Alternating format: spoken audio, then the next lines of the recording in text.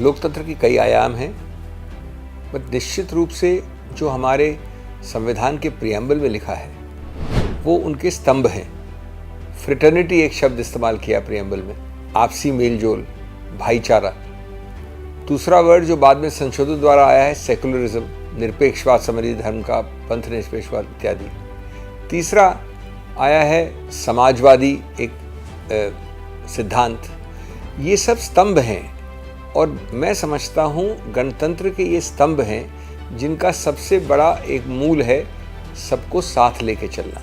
जो लिंकन ने कहा था democracy is of the people, by the people, for the people, तो उसमें ऑफ द पीपल जो है इसका मतलब है कि हर व्यक्ति की इस गणतंत्र में थोड़ी ओनरशिप है, साझेदारी है। जब आप उसको कम करते हैं तो आप गणतंत्र को कम करते हैं। जब आप भय फैलाते हैं तो आप गणतंत्र को कम करते हैं। जब आप डॉसिये राज करते हैं, जब आप आपसी मतभेद, मनमुटाव, विभाजन की राजनीति खेलते हैं तो आप गणतंत्र को कम करते हैं। निश्चित रूप से राहुल गांधी विदेश जाते हैं। देखिए, राहुल गांधी काफ़ी अरसे से निडरता से, स्पष्ट रूप से, बुलंद रूप से अपनी बात रखते हैं। वो डरते नहीं हैं, दुष्प्रभाव में नहीं आते आसानी से, सोच समझ के कि पीठ के पीछे देखो क्या हो रहा है उसके बाद बोलो, वैसा नहीं करते। अब वो विदेश जाते हैं तो एक झूठे आडंबरित झूठे राष्ट्रवाद के आधार पर उन पर अटैक होता है। राष्ट्रवाद को एक बहाना बनाया जाता है और कहते हैं कि साहब आप तो राष्ट्रवाद विरोधी हैं। वापस आते हैं तो एक बड़ी अजीबोगरीब कंडीशन रखते हैं कि साहब आप जब तक पहले माफ़ी नहीं मांगेंगे आप संसद में नहीं बोल सकते और हम आपको बोलने नहीं देंगे, हम अवरुद्ध करेंगे। 75 साल में एक दो बार भी ऐसा नहीं हुआ होगा, 2-3 बार हुआ होगा मैक्सिमम, कि सत्तारूढ़ पार्टी कहती है कि हम अवरुद्ध करेंगे। वो उससे बाहर निकलते हैं संसद से तो कहते हैं हम आपका जो बोला है भाषण आपने, जिस दिन प्रधानमंत्री बोले थे, उसको हम प्रिविलेज कमेटी में डाल देंगे। तो ये प्रक्रियाएं क्या है? ये बौखलाहट दर्शाती हैं, घबराहट दिखाती हैं, ये एक भय दिखाती हैं।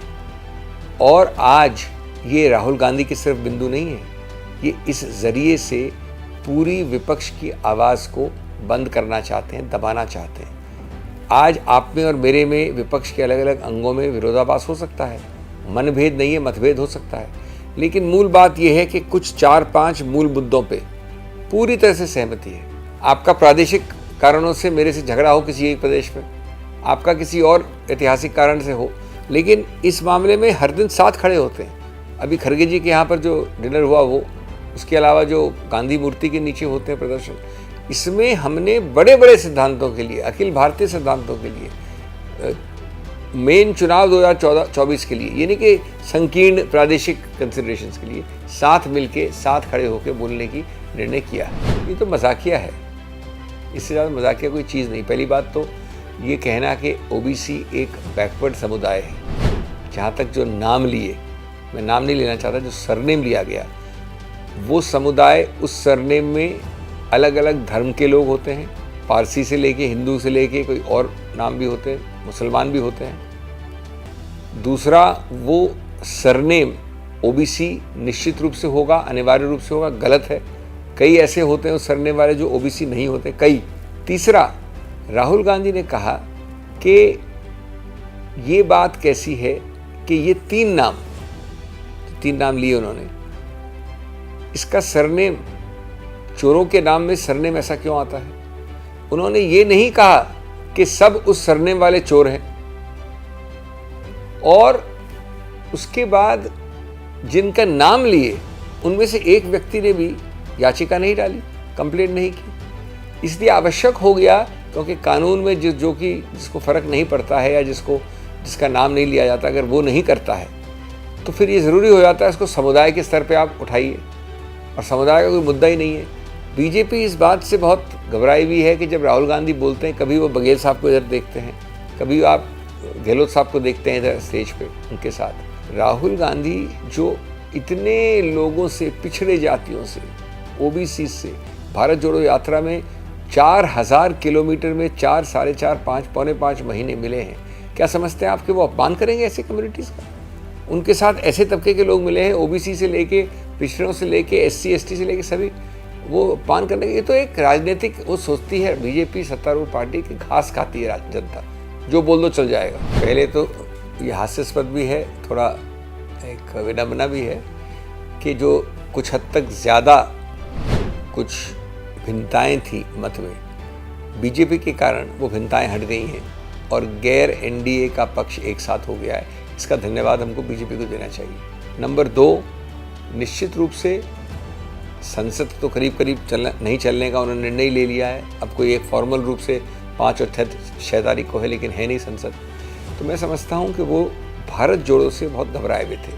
भारत जोड़ो और उसके बाद जो अभियान उठाया इस पूंजीपति के नाम पे, जो निकटता बताई, जो आरोप लगाए, उससे भी बहुत घबराए हुए। वो नहीं चाहते कि किसी रूप से चले मामला जिससे कि उनको जवाबदेही हो।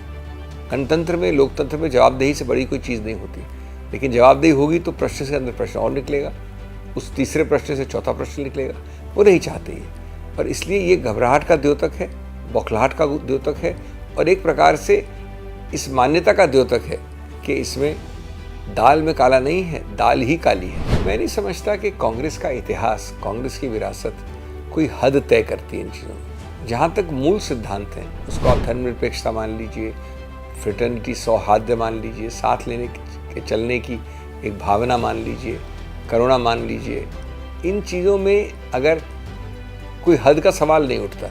ये कौन सी पार्टी का कौन सी विरासत है? ये गांधी जी के पहले से और गांधी जी से होते हुए 100 साल, 125 साल, 150 साल की विरासत है। इसके लिए मैं समझता हूँ पीछे हटना, और ख़ास तौर से राहुल गांधी, वो किसी रूप से डराए जाने, धमकाए जाने, दबाए जाने, उनका गला घोंटने वाली प्रक्रिया, उससे वो और बुलंद हो जाते हैं। उन्होंने तो कहा है, बल्कि कई बार हम लोग कहते हैं कि साहब आपको ये ऑफ़र नहीं करना होगा कि मुझे जेल जाना है तो जेल भेजिए ना मुझे आप। कई बार बोलते हो ऐसा।